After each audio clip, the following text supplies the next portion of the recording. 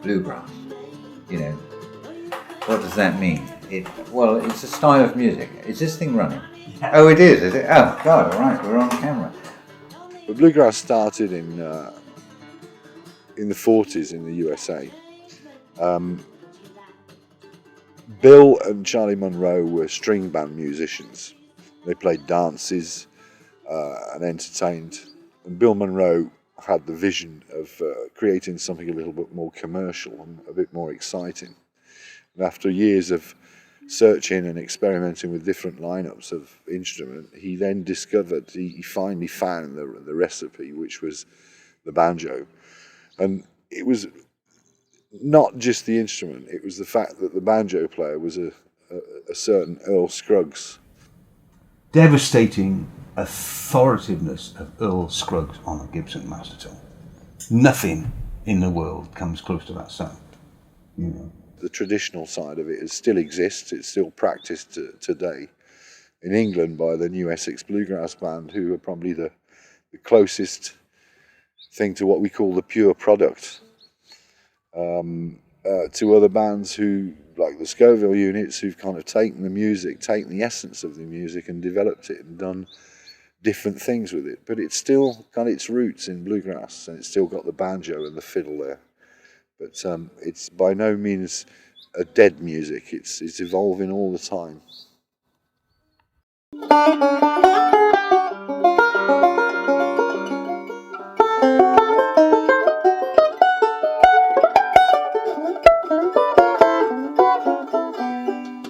A lot of the traditions of our countries, Celtic countries, whether it's Ireland, Scotland, Wales and so on, and that's been absorbed by the Americans and mixed into what we know as bluegrass today.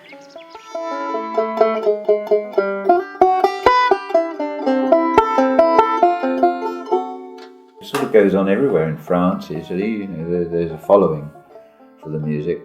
Perhaps not as strong as here or in Ireland, but there certainly is. I really think that fortunately now, in the 70s, it was very, very hard when I started. It was Dueling Banjos was the only recognised tune, and possibly Foggy Mountain Breakdown that was the backing track for the Bonnie and Clyde film. Newer members actually made it more palatable and more user-friendly to the British audience, because I think the British audience is spoilt. They have so much influences of all sorts of music, being an island race. They don't need to necessarily go out and buy bluegrass. But YouTube and the internet and all of those things have opened up, and Facebook have opened it up.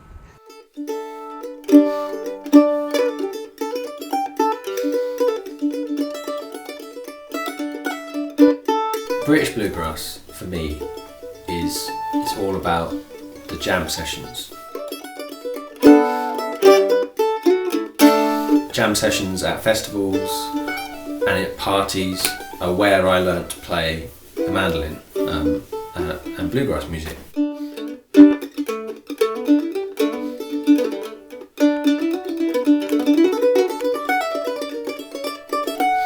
Everything I do, the foundation was based on what happened when I was 10 or 11 years old, going to festivals and getting stuck into jam sessions. They are the best way to learn, in my opinion, because it's what the music is. It's a social music. It's what it's all based around for me.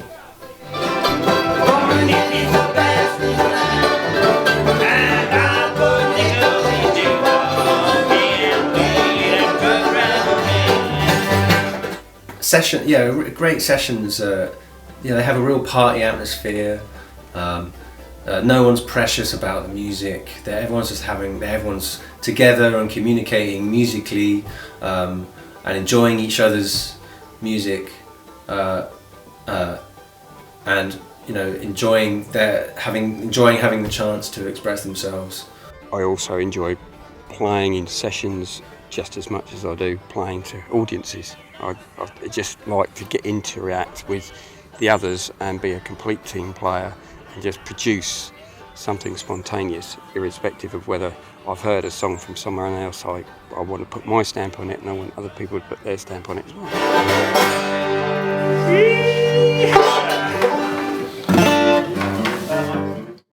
I first met Gary Payne when I went to a session as a very, very beginner banjo player who couldn't play a tune in a pub in Recklesham. That must have been the late 80s, early 90s. Gary, great. He's just enthusiastic then as he is now. Was running the sessions, and it's largely through him that I've been able to learn to play, because the sessions, I believe, are just a great proving ground. It's where you learn to improvise, it's where you learn to do your own arrangements, and it's where you learn what your instrument can and can't do.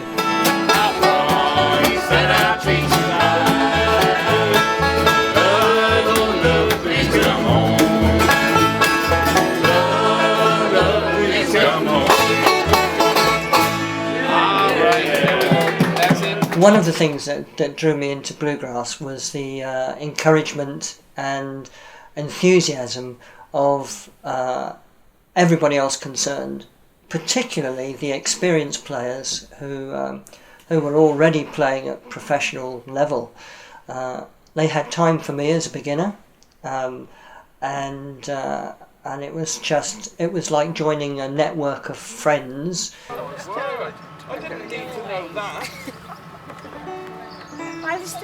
Very, very supportive. No egos on show, and people were keen to help and encourage, and that was just everything I liked about the music. And the music itself, of course.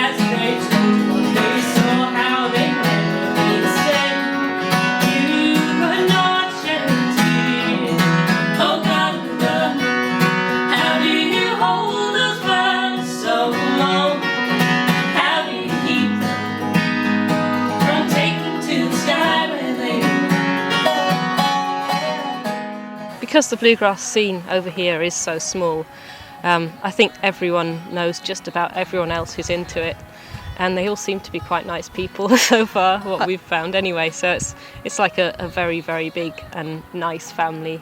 I think musicians in general, not just bluegrass musicians, tend to be quite like-minded people, so it's fairly easy to befriend people, fairly easy to find some common ground, especially when you're into quite a niche music, I suppose. So it's good. It's a very sociable form of music as well. There's a lot of getting together to play. One of the main reasons that I like playing bluegrass is because of the social side of it, because everyone is just so nice and it's good fun. Subject of 1,000 photographs.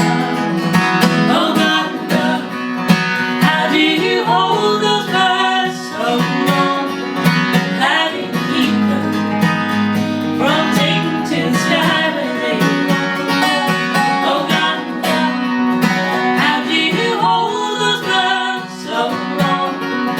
How do you keep them from taking to the sky when they go?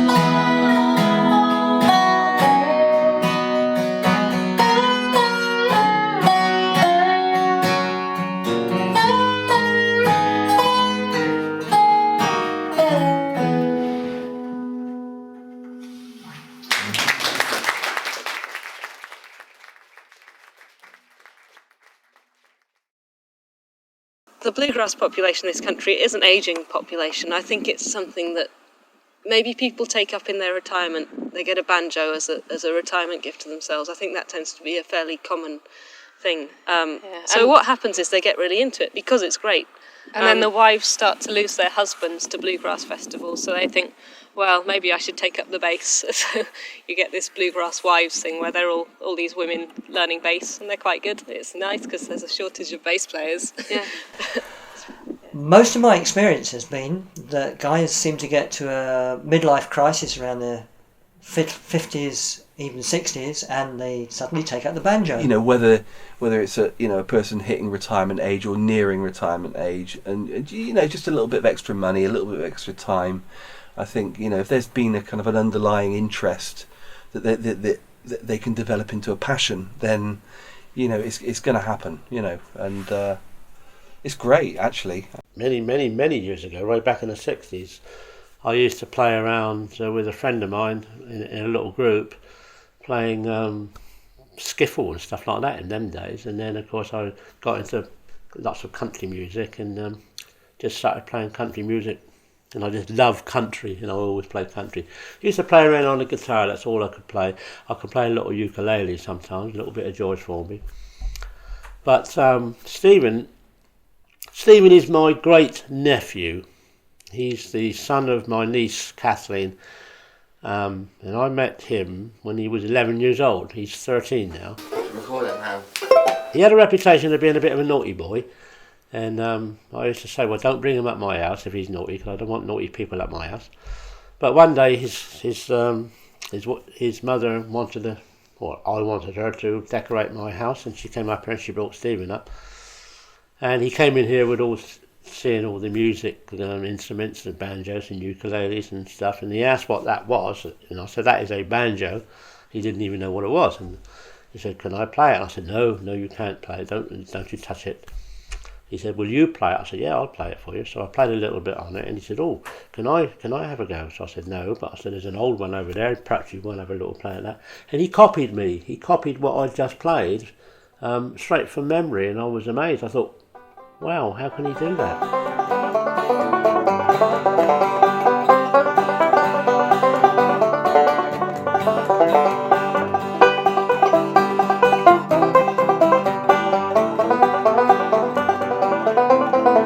People in bluegrass in the UK is just amazing. We have probably not enough, but we have a smattering of people coming through who are going to really provide the goods, and they're going to play at professional level. And this is really exciting because we don't have enough of those people as it stands at the moment. So the outlook for young people in bluegrass, great. 1, 2, 3, 4.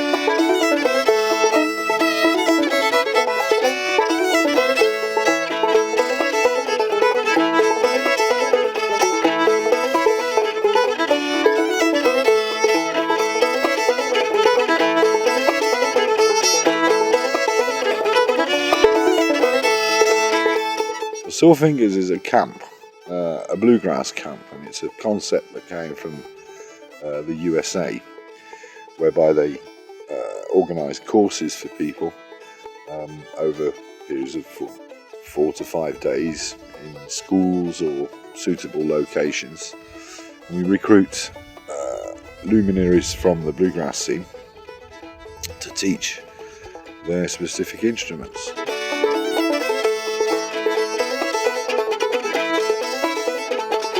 We cover all the instruments you'll find in bluegrass and old time. So we've got banjo, mandolin, fiddle, guitar, double bass, dobro, voice, old-time banjo, old-time fiddle, and we also have an auto-harp class. Sore Fingers is probably the most important thing that's happened to bluegrass music in this country ever. Having access to the world's greatest mandolin player or the world's greatest fiddle player is, it's obvious that it's going to have a massive effect on the quality of musicianship within bluegrass music in this country, and it has. I've noticed it. This is really something we look forward to every year, and it brings people from all over the country and all over Europe as well together for an excellent week of activities. Not just the teaching, it's the participation and playing together with other people. The great thing is that while we're here, we meet some of the stars of the bluegrass scene who are from the States, and it's something you really don't get to have the opportunity to see them. Fortunately, John Wirtz, Moira, myself, and my wife Ruth, we went over to the IBMA, which was the annual convention in Nashville, and that was about 2 years ago, and we met a lot of these people, and they wanted to know us because they'd heard of Sore Fingers. They wanted to find out more, whether they could help and whether they could assist, and it's like a recruiting market, really, I suppose.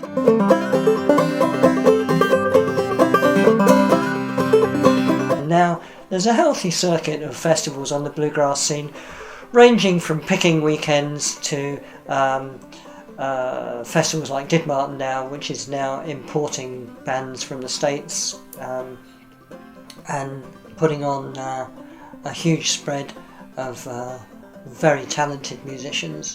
I did go to Edale once with Richard Collins, or a friend of his. We went up together, and I thought that was quite something. I mean, only the English would play in sub-zero temperatures in cowsheds, and outbuildings in freezing temperatures, which most people just wouldn't even bother, but they seem to stand there getting wet and can't stop themselves, obsessed. I suppose if you compared that small experience with going to bluegrass festivals in the States, it's very much the same. Except that when you're in America, you're in the country of the origin of the music, which seems to make a difference, because it's their tradition, and they have a different way of approaching it. But having jam sessions and things like that, in the main, I've found Americans to be less staid in their views of which is the right kind of music to play. They don't. I think it probably goes on, but I've never come really across that. I've always found them most accommodating and very willing to jam with anyone of any level. They don't have a sort of hierarchy or snobbery about the music, which can happen. My first look at the bluegrass scene, and it was a bit of a shock. Lots of mud, lots of beardy blokes. I saw this music and thought, bloody hell, this is great, and I saw it as a kind of a hippie, folky thing. And then when I arrived at Edale for the first time, it was much more country music than I anticipated. So that was a bit of a shock. And there was also a lot of, I don't know, there's a lot of kind of what we lovingly call the bluegrass Nazis. I mean, there's less of that now, but I think it still exists. Obviously, I think it exists in every style of music, in fact. But but yeah, I vividly remember seeing this one session. I'd got there the first day I was there. Initially, a bit disappointed at the kind of the general vibe of the place, and then later on in the evening, this session sort of kicked off, and people were playing bongos and djembes and thrashing mandolins and and it was a young kind of sort of scene, much more like I'd thought the whole thing was going to be. And I remember vividly, and I won't mention any names because I now know the guy, but I remember vividly this guy walking straight into the middle of this session. It was, everyone was having a great time. He said something like, "Oh, this isn't bluegrass. You're going to have to all shut up and bog off," and it was. And I thought, blimey, that was a bit weird. But yeah, there was an awful lot of that then, and I think I get the feeling there's less of that now.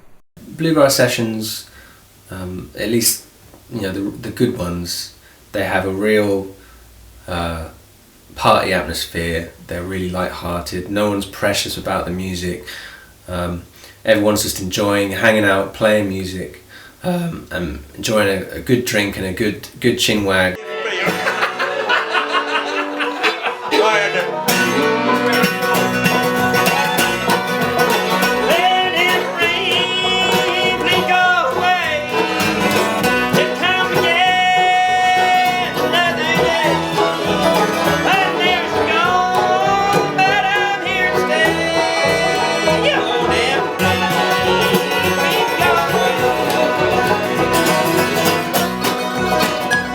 Future of bluegrass, I think, is quite exciting. My personal taste in bluegrass music is fairly wide, in as much that I do like the progressive stuff just as much as I do enjoy the traditional, the traditional bluegrass sound. And what I see in the bluegrass scene now is a nice mix of people who are very, very competent players and singers, and they're going in all different directions. It's lovely. The Scoville Units, who've kind of taken the essence of the music and developed it and done different things with it, but it's still got its roots in bluegrass, and it's still got the banjo and the fiddle there. But it's by no means a dead music. It's evolving all the time.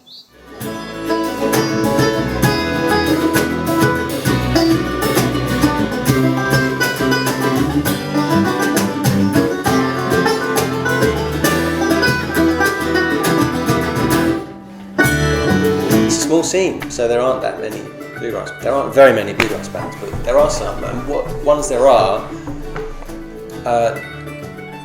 they never cease to surprise me on how good they are.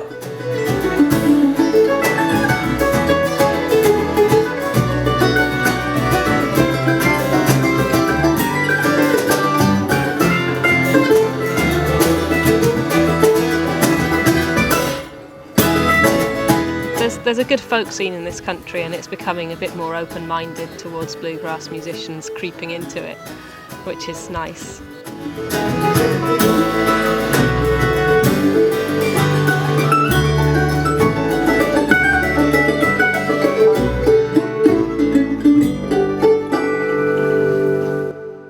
I think it's a music that's like many. It's got an earthy soul to it. It has something about it that is difficult to explain, which exists with lots of traditional musics. I don't know if it's because it's so old or deep-rooted, but it's got a kind of a soul to it in a way. Do you know what I mean? It does. When you hear it, you kind of identify with it somehow, and you think, well, how, you know? It's in tune with you. Or you're in tune with it, I don't know.